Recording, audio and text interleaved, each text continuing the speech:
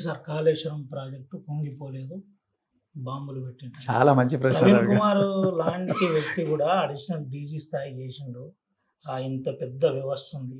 ఇంతమంది పోలీస్ ఆఫీసర్లు ఏంటి నిజమా ఇదంతా ఏంటి అసలు? నేనైతే ఒక సీనియర్ పోలీస్ ఆఫీసర్గా ఎన్నో బాంబ్ బ్లాస్ట్ను ఇన్వెస్టిగేట్ చేసిన అనుభవం ఉన్న వ్యక్తిగా, వాటి గురించి అంతో కొంత తెలిసిన వ్యక్తిగా నేను అక్కడ తప్పకుండా పేలుడు జరిగిందని బలంగా నమ్ముతున్నాను. నేను ఏదో రాత్రి కలవడి పొద్దునొచ్చి చెప్పలే, ఉబుసుపోకగా చెప్పలే, లేకపోతే ఇంకెవరి మీద నా అభాండాలు లేడని చెప్పలే.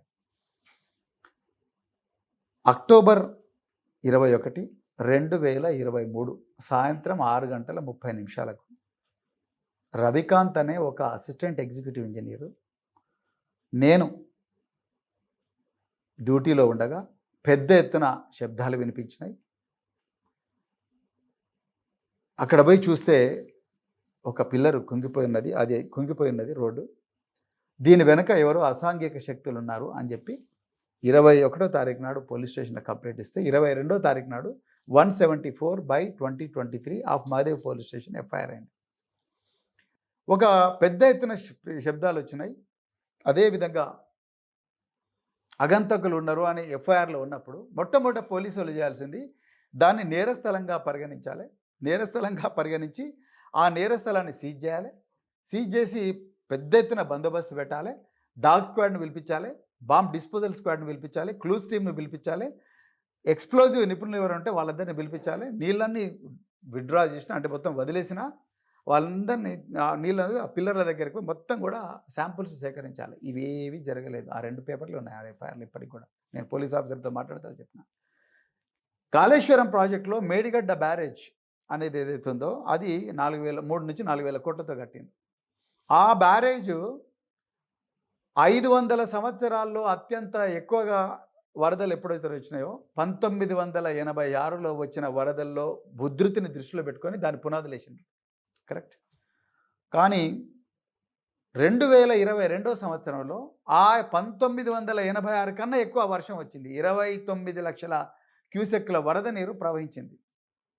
కానీ మేడిగడ్డ బ్యారేజ్ చెక్కు చెదరలేదు. 2023లో జూలై నెలలో 28 లక్షల క్యూసెక్ల వరద నీరు ప్రవహించింది. మేడిగడ్డ బ్యారేజ్కి ఏం కాలేదు. అదే 2023లో కేవలం 20,000 క్యూసెక్లు, నేను 28 లక్షలు ఎక్కడ 20,000 అనుకోండి, 28 లక్షల క్యూసెక్కుల వరద నీరు చేరుతున్నప్పుడు 5 నుంచి 2 గేట్లు మాత్రమే ఓపెన్ అయ్యి కేవలం 10,000 క్యూసెక్ల ప్రవాహం జరుగుతున్నప్పుడు ఒక్క పిల్లర్ మాత్రమే కుంగిపోతుంది. మీరు ఇప్పుడు ఈ బిల్డింగు సడన్గా కుంగిపోతే శబ్దాలు రావు, సైలెంట్గా కుంగిపోతుంది. కానీ పెద్ద ఎత్తున శబ్దాలు వచ్చి కుంగిపోయింది. అది కూడా ఒక పిల్లర్కు నిలువుగా ఎప్పుడు క్రాక్ రాదు, నిలువున క్రాక్ రాదు.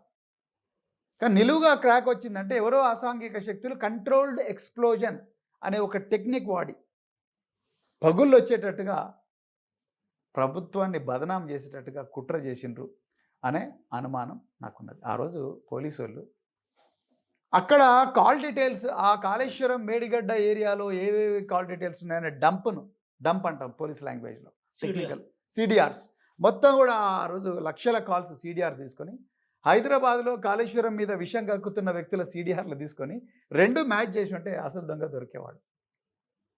ఆ రోజు నుంచి ఈ రోజు వరకు చేయలేదు.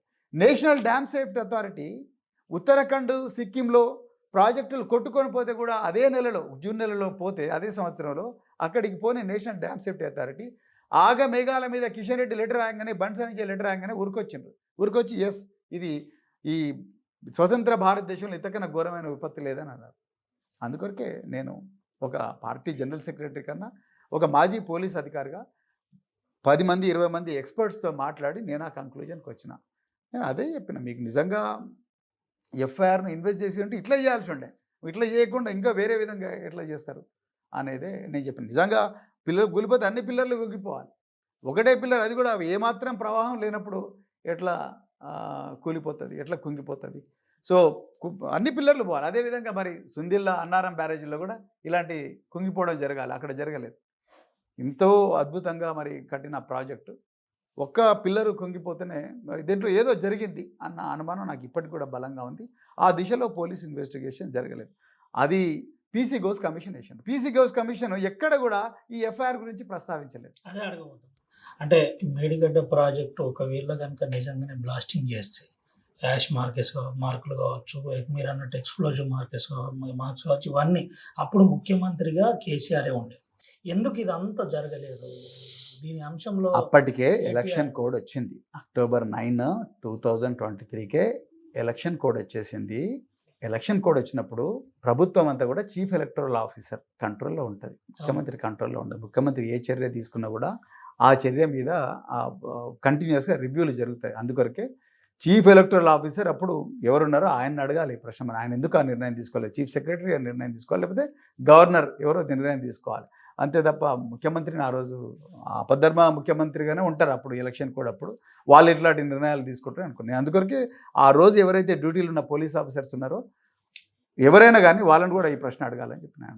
అదే సార్, ఒకవేళ నిజంగానే ఇలాంటి దుశ్చర్యకు ఇతరత్ర అసాంఘిక శక్తులు ఎవరన్నా అన్నుంటే తెలియకపోవచ్చు. ఒకవేళ నిజంగానే మావోయిస్టు పార్టీ లాంటిది కనుక చేసి ఉంటే లెటర్ రూపకంగా ప్రకటించేవారు.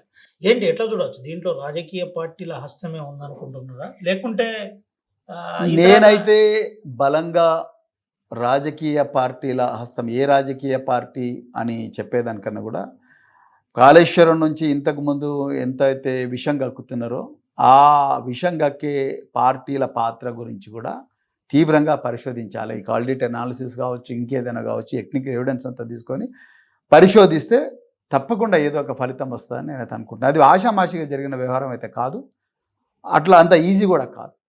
అసలైన తొలి వెలుగు. ఫాలో వాట్సాప్ @తొలి వెలుగు official.